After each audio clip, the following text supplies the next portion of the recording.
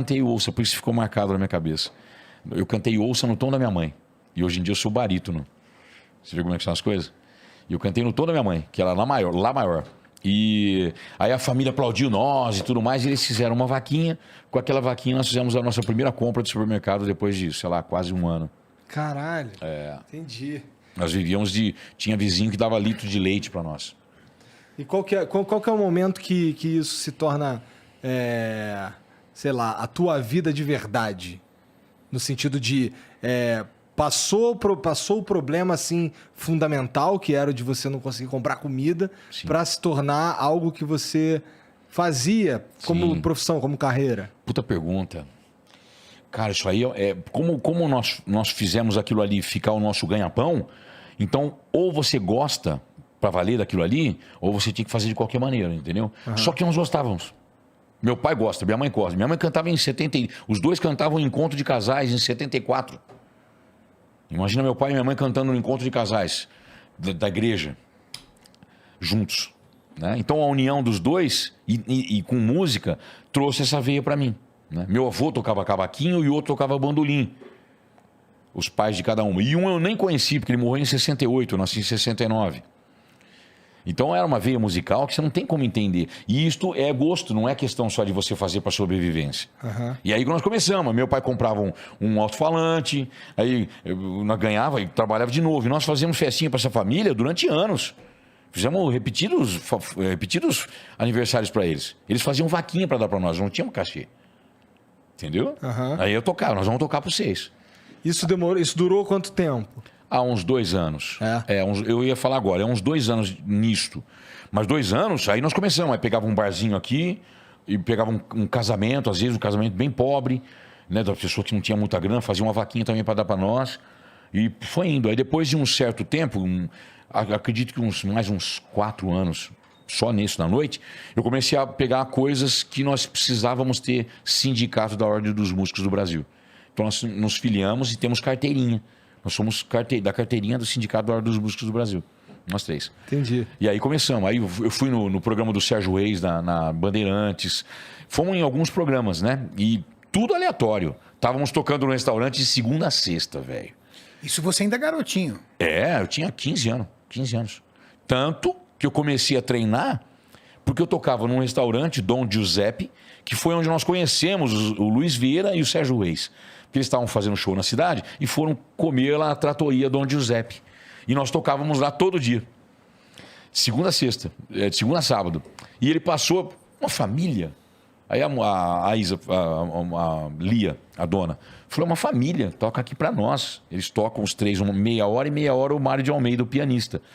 Aí o Luiz Vieira, eu vou levar essa galera na Bandeirante, eu vou levar, eles são muito legais. Família tocando, na música, não sei o que, ele levou nós. Nós tocamos no mesmo dia que foi o Christian Ralph, foi o Luiz Vieira fez a apresentação para nós e nós tocamos com o Sérgio Reis falando no microfone. Eu tenho gravado isso em VHS. Caralho, muito foda, cara. Isso é a vida virando, né? É a vida virando, velho. Sabe assim, você falava, agora vai, né? Agora chega de fome.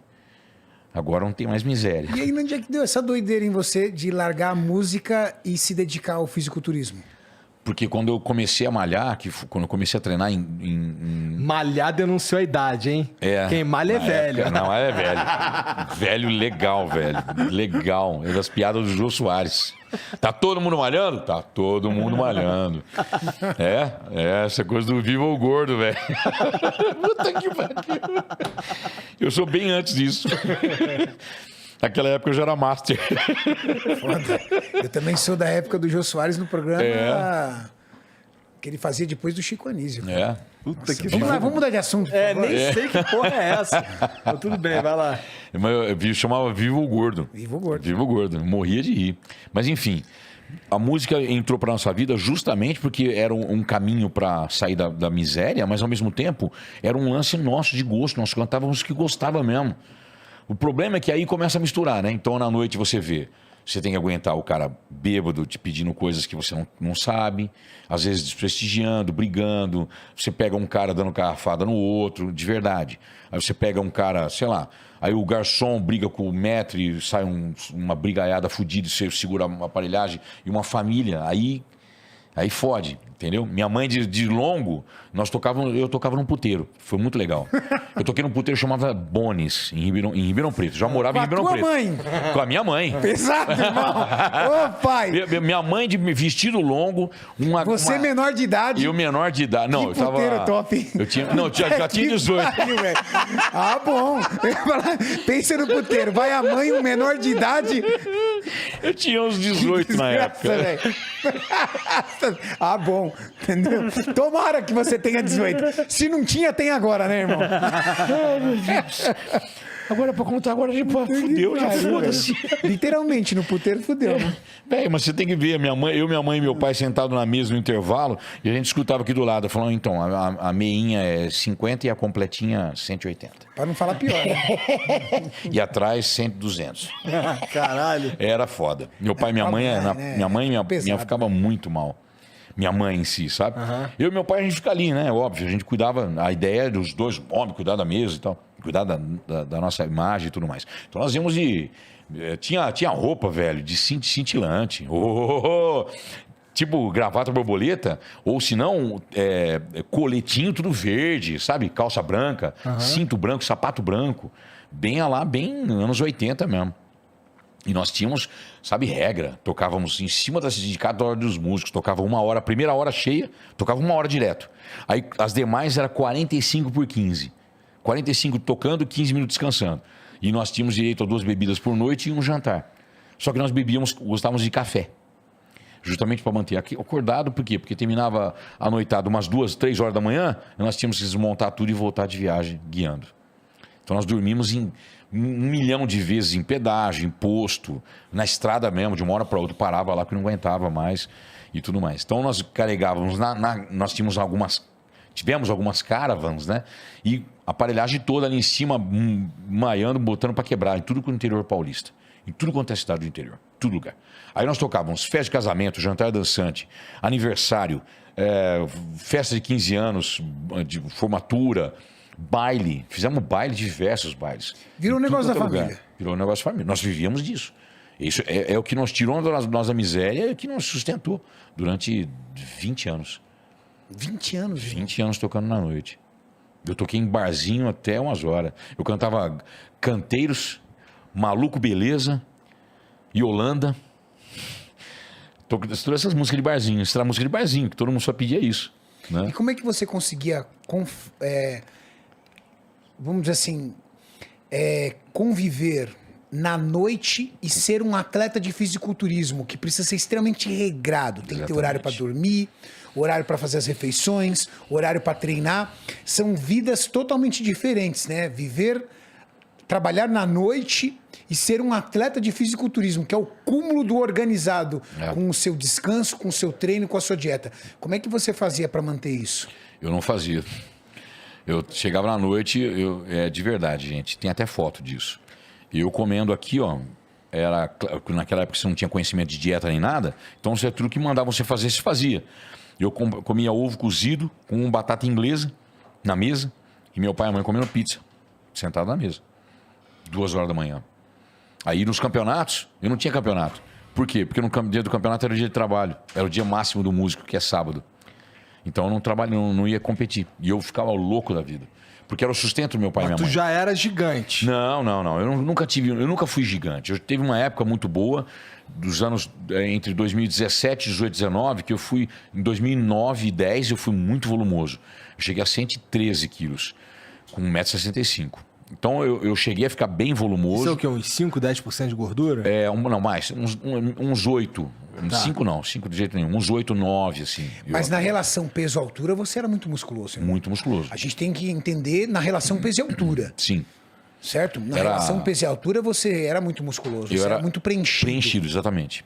Então, isso 2009, foi o maior off da minha vida. 2009 e no começo de 2010. E eu fiquei com 110 quilos base. Sabe quando dá aquela batida no 113, aí você tira aquele final de retenção, fica com o físico razoável, com 110, abdômen marcadinho e tal, tá? E isso foi uma época de volume. Só que volume em cima do palco, melhor, foi com 50 anos. Foi 2019 que eu subi mais pesado. Excalibur? No Excalibur, depois Não, no Excalibur foi em 2017. Mas também, tava muito bem. Tava bem. 2017 você estava muito bem. Tava bem. Foi um dos melhores anos da minha Um vida. dos melhores anos. É verdade. Você foi campeão overall do Excalibur. O Excalibur é um campeonato de muita expressividade nos Estados Unidos. Los Angeles. E você tinha quantos anos? 48. Com 48 ele ganhou da garotada de 25, 26. Eu entrava nas categorias. Ele não competiu na Masters apenas, ele competiu na Sênior, que é a categoria dos mais jovens. Mas da outra vez que a gente conversou, tu me falou que o atleta de fisiculturismo, ele amadurece mais tarde, né? Ele tem... O tem que cumprir pico uma jornada. dele é um pouco mais tarde. Sim. Sim, Tá falando assim, na idade, comparado, por exemplo, com o jogador de futebol. exato. Futebol acaba Por quê? 33, 35, né? Todo mundo porque fala que tá velho. O fisiculturismo é um esporte que você carrega no corpo, né? Qual é a alta performance da musculação? O fisiculturismo. Então, toda pessoa que faz musculação, ela vai com o objetivo de melhorar a sua massa muscular. Não necessariamente ser forte, mas melhorar o seu tônus muscular, melhorar a sua definição muscular. A alta performance da musculação, qual é a alta performance do automobilismo? Andar rápido pra caralho. Não, é a Fórmula 1. Fórmula 1. Verdade? A alta performance. Qual é a alta performance do automobilismo? Dos carros? Fórmula 1. A alta performance da musculação é o fisiculturismo, o esporte. O esporte Fórmula 1 é a alta performance dos carros. O fisiculturismo é a alta performance da academia de musculação. Só que, diferente da maioria dos esportes, se você encontrar um jogador de tênis na rua, você vai saber que ele é um jogador de tênis? Só se ele for super famoso, diferente de vocês, né? Diferente da gente. Um jogador de futebol, um jogador de golfe. O fisiculturista, você vai olhar e vai falar assim, porra, aquele cara é um atleta. Aquele cara é fisiculturista. Para isso, você precisa de anos. Ele é inversamente proporcional à maioria dos esportes. Quanto mais jovem, melhor a sua performance. Um atleta de futebol, 20, 22, 23 anos, ele está tinindo. 32, 34, ele começa a cair para uma curva de decadência. Fisiculturismo, não. 32, 34, ele começa a atingir a maturidade competitiva. Porque ele está adicionando massa muscular. E adicionar massa muscular no corpo é um processo fisiológico que demanda tempo. Porque o seu corpo luta o tempo todo contigo para dizer que você não pode ter massa muscular. Porque isso, a nível fisiológico, não é interessante para o seu corpo. Ter massa muscular e perder gordura não é interessante. Quanto mais massa muscular, mais Gasto energia o teu corpo consome. E o seu corpo não quer isso. O seu corpo quer guardar energia. Por isso O que meu é da corpo natureza. tá conseguindo. O seu corpo está fazendo o que ele quer, que é manter você com reserva energética na forma de gordura. Sim. Entendi. Obrigado, que diz que água, por favor. Entendi. Obrigado. Tá, e aí, 48, tu falou que tu ganhou esse Excalibur? 2007, 2017. Com 48 eu entrava na Master acima de 40. Aí eu entrava junto, porque a gente já sabe disso. Homem, a gente não tem que ter medo de pessoas que fazem a mesma coisa que você. Não faz sentido. Eu fiz tudo que eu podia dentro do mecanismo, da cartilha da musculação. Então eu estava fazendo tudo certo. Por que eu vou ter medo de entrar junto com a molecada? A obrigação deles me ganhar. Não é? Então eu entrava acima de 40 e ele faz a mesma coisa. Então eu fazia acima de 40 anos, mesmo tendo 48, chegando no próximo 50, e entrava na categoria junto com a molecada, de 25, 30. Entende? Entendi. E aí nessa época, 2017, 18 e 19, eu estava entrando em campeonatos Master e na Sênior e ganhando nas duas. Aí eu ia pro overall. No overall aconteceu umas 2 vezes assim, que eu perdi por 1 ponto por um cara que hoje em dia é despontado. Isso é muito, muito, muito bacana, assim. Eu conto com orgulho. Tem alguns caras que são muito bons hoje em dia. Quem, irmão? Né?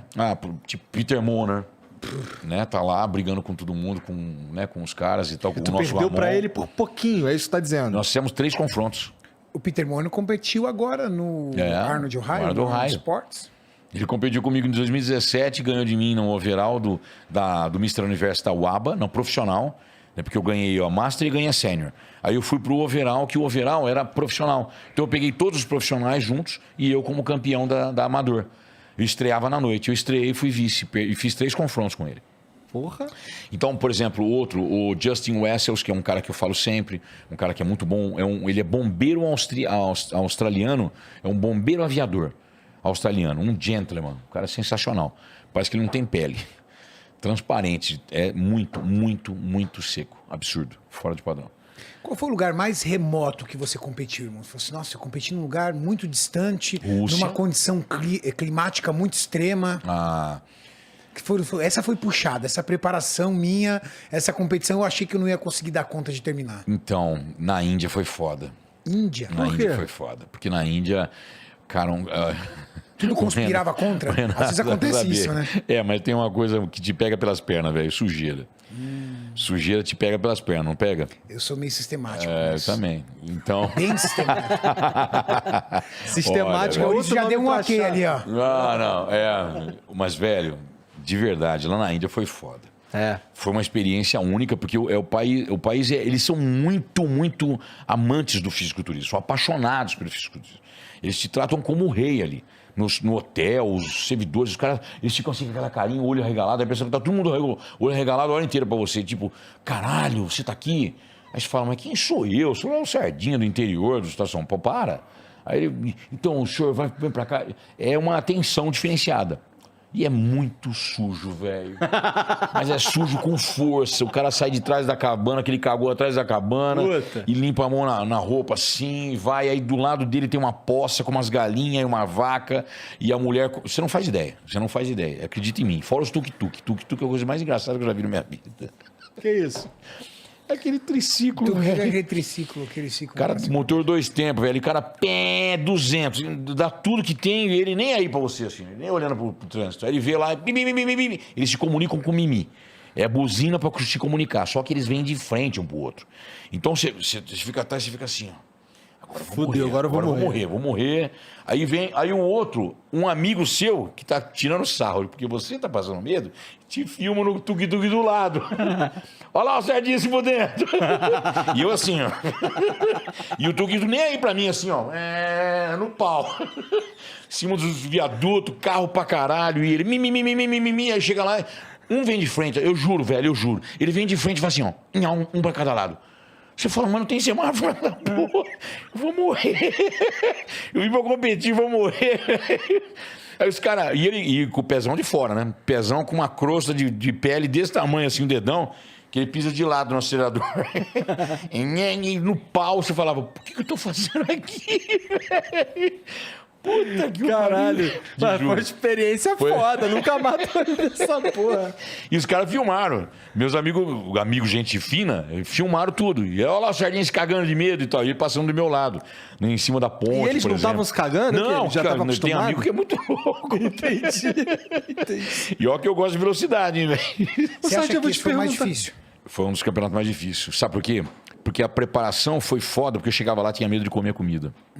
Isso foi foda. A hora que você olhava a Medo de comida... pegar uma virose, alguma coisa e estragar o morria de trabalho, medo. né? Morria de medo. Na fase final, Igor, a fase final de um atleta de fisiculturismo é muito Quando ele tá inter- prestes a Cara, competir. tudo no fisiculturismo é o contrário. Na hora que o atleta dos 100 metros, o jogador de futebol, o maratonista, no momento da corrida, ele tá no ápice da sua performance, do seu vigor físico, da sua vitalidade, ele dormiu bem, ele comeu bem, ele se alimentou bem, ele tá ali explodindo. O fisiculturista é ao contrário. Ele tá todo fudido. né? Todo lascado. Por quê? Porque no dia da competição, ele precisa estar no máximo da sua desidratação para manter os músculos o mais aparente possível.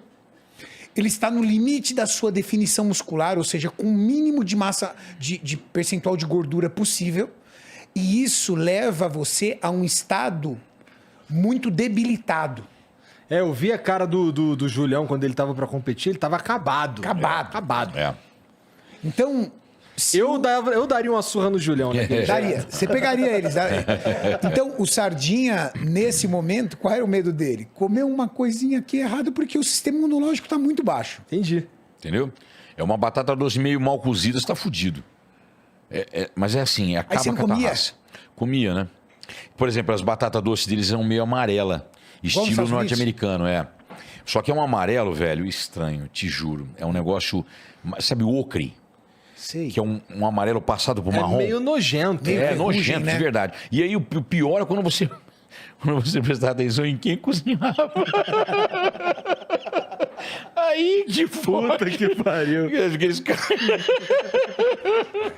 Mas você, coça o saco O cara e tal. foi cagar, não lavou a mão. Não, velho, na boa. mas você Foi passou um foda. perrengue na Itália também.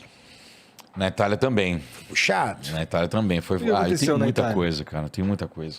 Em Bahamas foi terrível. Na ilha de Malta, acho que foi na Itália, não foi? Não, na ilha de moto foi bem. Quem passou mal foi o Donaire. Donário passou mal. É, do meu lado. E eu pensei que eu ia pegar virose junto dele. Ele ficou doente. É, ele ficou doente lá, uma virose forte. Dividindo o quarto com você. Dividindo o quarto. Ai, que desespero, mano de Deus, velho. Você Ó. fala, vou pegar essa desgraça, acabou minha vida. Eu entendo Sabe o que por vocês quê, estão Igor? falando. Igor, Vocês sabe se fuderam um tempão pra estar ali na reta final Não, da e merda. assim, não tem dinheiro. Não pensa nessa época que o Fernando Sardinha é o cara que era hoje. Hoje o Fernando Sardinha tem patrocínio, tem um monte de coisa. Ele O cara não. ia pra vender. Ele vendia as coisas dele pessoal, pegava a grana, enfiava no shape, comprava passagem e ia, amigão. É. Tem desse uma jeito. história, conta pra ele a história da sua caixa de som, do seu aparelho de som. Eu não desculpa. sou músico. Aham. Você imagina você tirar o som do músico. Você acha que o cara vai ficar de boa? Pra Eu tu choro. deve ter sido É, foda que isso, demais. Eu engolia seco, eu chorava, o som indo embora, porque eu tive que vender. Eu comprei um som em 14 parcelas do Magazine Luiza, que eu tinha, na época eu já dava aula de personal há muito tempo, então com a aula de personal, alguns alunos me cancelaram e o final do pagamento foi foda. Olha como é que eu lembro. Do 11º ao 14º foi foda. E eu consegui comprar esse som. Esse som era a minha realização, velho. Era um som base, assim, caixona de som. Um som básico. Todo mundo tem, cada assim, né? Você tem um som na salinha lá. Mas pra mim aquilo era o ó do Borogodó. Músico. Liguei o microfone lá, eu cantava junto. Nó, era o ó, né? E eu tocava na noite, já, na época. Só que aquilo lá, velho, era um sonho que eu tinha. Era uma curtição de uma das minhas profissões. Eu era musculador. E eu não tinha dinheiro. Isso foi em 2008. E eu ganhei, eu tinha sido 3 vezes classificado para ir para o Mr. Universo ou para o Mundial. Mas não tinha dinheiro para viajar. E nem patrocínio. 3 vezes. 3 vezes. 2005, 6 e 7. Você se classifica aqui, você ganha os campeonatos aqui, e aí você ganha uma oportunidade de competir fora, mas você paga do seu bolso. Exatamente. Até hoje é assim. Até hoje. Só que hoje existem os patrocínios. Hoje os patrocínios bancam tudo. Tá. Tudo. E depois de 2006, assim, aí eu tive tudo em diante. Até 2008, por exemplo, eu tive algumas coisas que eu tive que fazer. 2006, eu já era um campeão, já tinha campeão. Em 2006 eu fui campeão paulista. Eu fui campeão paulista em 89. 89. 89. Porra, tá vovô, Eu hein, cara. tenho troféu. 89, velho. 89. É muito tempo atrás, mano. Eu fui campeão paulista em 32 89. anos. Em 90 eu competi com o Serafim. Eu ganhei dele no Paulista e ele ganhou de mim no Brasileiro. Em 1990. Acredita? Ô, Serafim tem Sardinha, todas, né? com todo respeito, não me bate. Não, pode botar pra quebrar. Tá.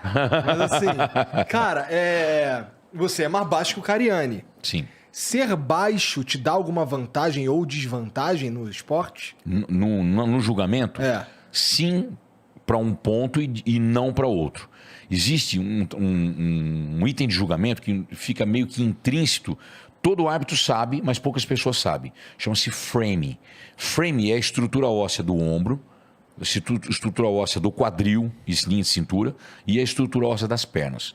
O certo é você olhar e ver uma ampulhadeira.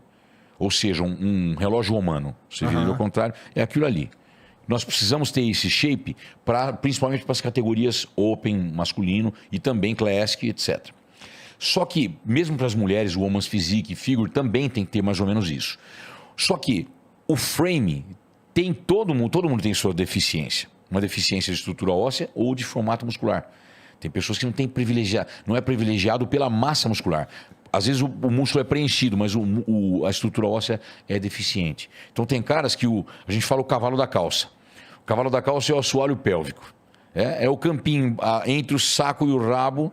Tem essa estrutura óssea da perna. Tem cara que é muito longilíneo e o tronco curtinho. No caso do William Bonac, né? O tronco é curto. Esses caras, você olha para ele, Você sabe que ele é baixo, mas não sabe muito bem que altura que ele tem.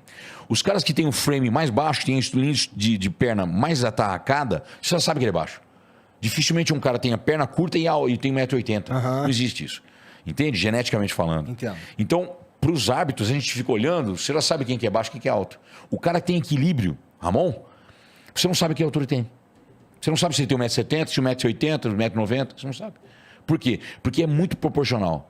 E este frame está intrínseco na cabeça do árbitro. Deveria estar. Né? Pelo menos toda a formação que eu tenho, de 22 anos que eu sou árbitro também, sou formado nisso. Então, eu já vejo um cara, eu já sei que a estrutura óssea é deficiente. Né? Então, não é de estrutura óssea deficiente, ela tem menos probabilidade de ficar um físico bonito por causa da estrutura óssea. Então, um cara mais baixo, se ele tem a estrutura proporcional entre tronco e perna, ele pode ser um cara preenchido melhor do que um cara muito alto. Porque às vezes o cara alto tem a perna muito longilínea e o tronco curto. E pelo fato de ser um cara alto, é difícil você encher ele de músculo. Exato. Volume muscular é você versus você. É a sua estrutura preenchida. Tem caras que, Lee Priest, por exemplo, ele é totalmente preenchido. É curtinho, então ele tem uma quantidade de músculo tão grande que você olha no box e fala, nossa, esse cara não tem pra onde ir mais. Entende? Aí se é um cara do lado de 1,90 m, difícil. Dennis Wolf eu vi de perto. Nós conversávamos, né? Eu arrastava em inglês com ele umas 4, 5 vezes. Tanto que eu tenho foto com ele quando ele ganhou o Arnold Classic. Né?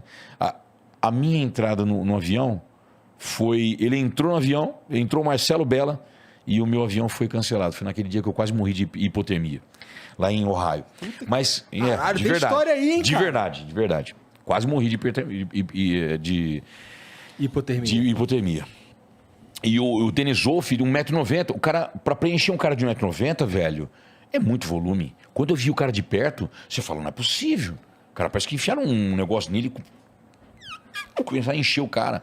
Porque é muito grande. Que te impressiona. Agora, um cara pequeno tem essa vantagem, porque Entendi. a estrutura óssea é mais curta, então para preencher ela de volume, e isso como nota de julgamento, é o volume muscular, ele é bom. Então tem uma vantagem? Tem, mas depende se o cara tem estrutura óssea deficiente. Entendi. Então, porra, seja assim, eu não tô querendo ser o chatão não, mas assim, esse critério... Zero chato, véio. É maravilhoso isso. Esse critério, ele não é meio filha da puta, de certa forma, porque ele privilegia o cara que se deu bem na hora de nascer, ou não? Mais ou menos isso. Mais ou menos isso. Igor, vamos entender lá. Cara, para todo esporte, tem um pouquinho de genética. Tem mesmo. Tudo, Tem mesmo. Você consegue imaginar um goleiro baixinho? Não. Entende? Um jogador de é todo basquete, esquisito, né?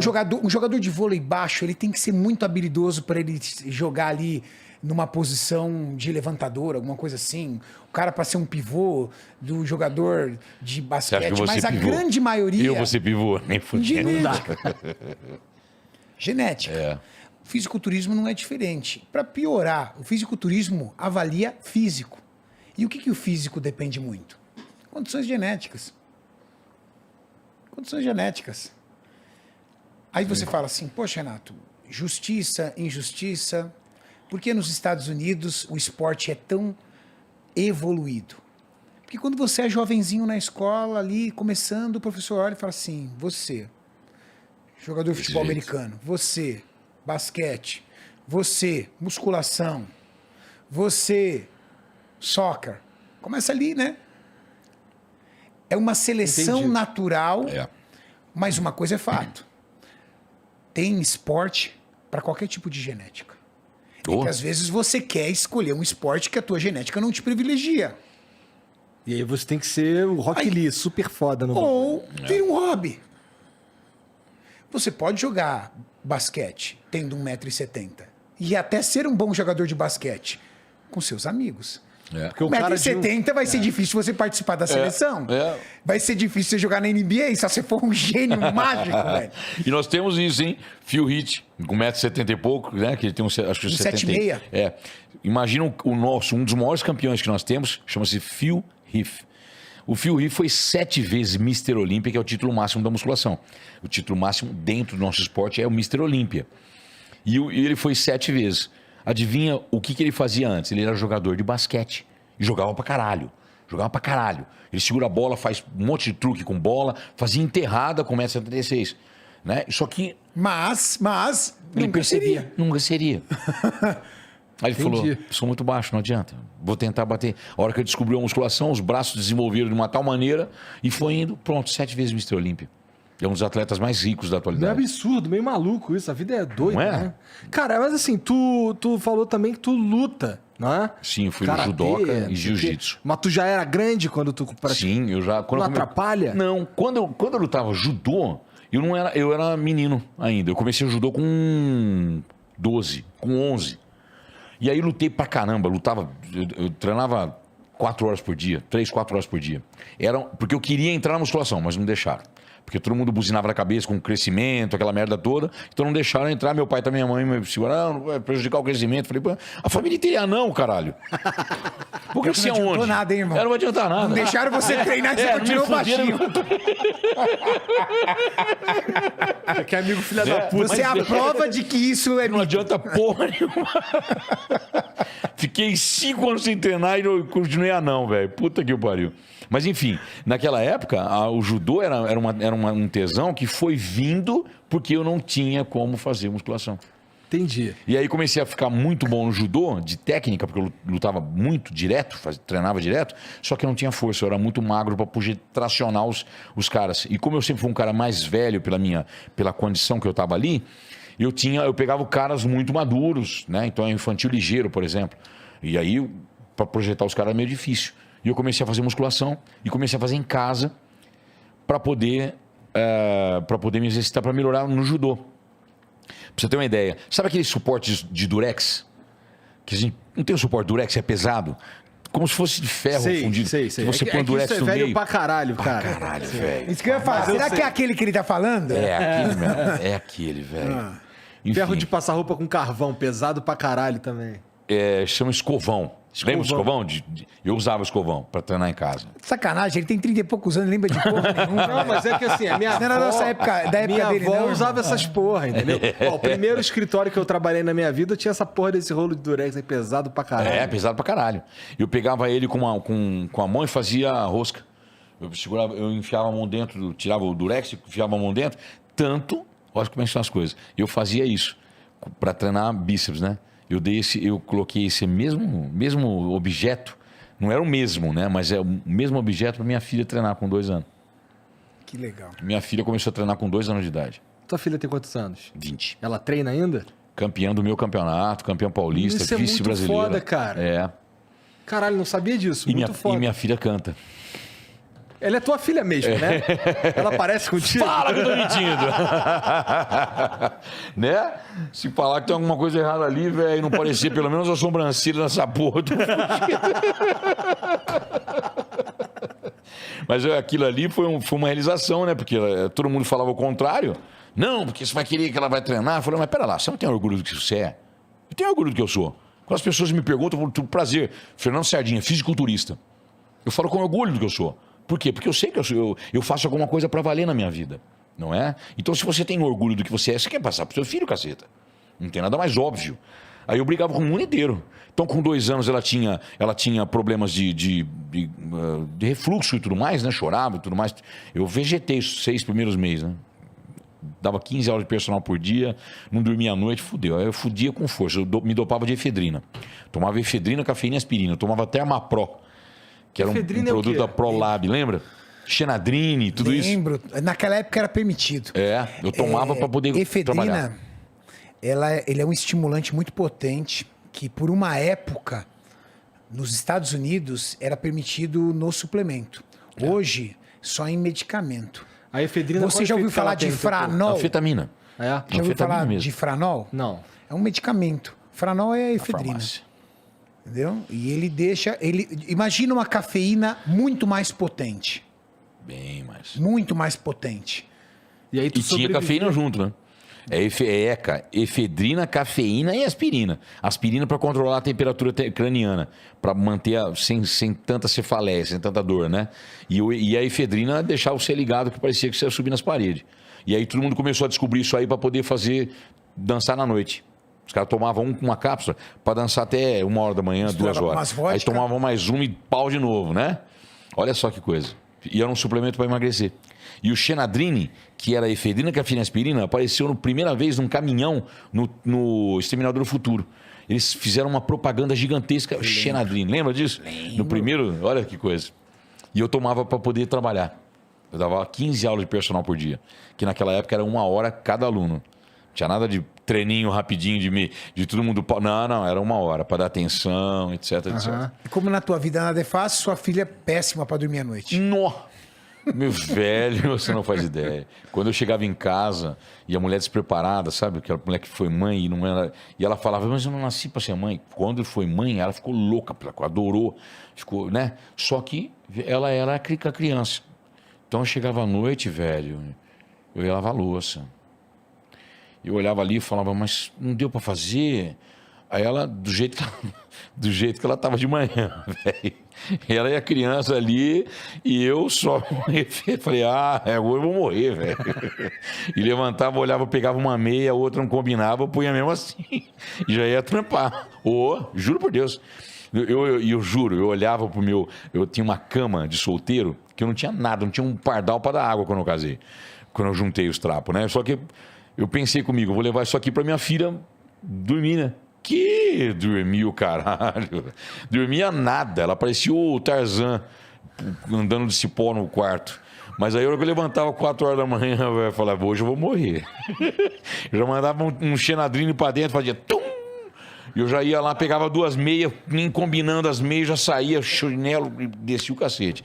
Ia trabalhar. E na época eu vivia do personal trainer e já tinha parado a música, porque a música eu parei profissionalmente, porque a música ficou ruim no Brasil. A mecânica tomou conta da música ao vivo. A música... teve essa mudança, né? Os DJs entraram e os músicos profissionais saíram no barzinho. Cadê o músico? Não, tem o DJ, ele tocando. E por aí vai. Então nós perdemos muito trabalho. E isso prejudicou demais o ganha-pão nosso. E meu pai e a mãe, né, continuaram com outra coisa.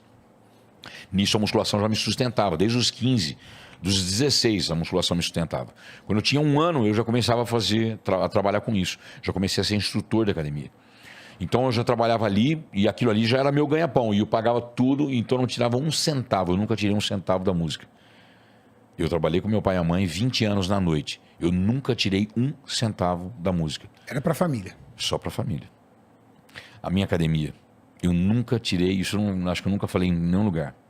Eu nunca tirei um real da minha academia em 13 anos de... Só colocou, né? Só coloquei. O Fernando Sardinha tem uma academia em Ribeirão Preto.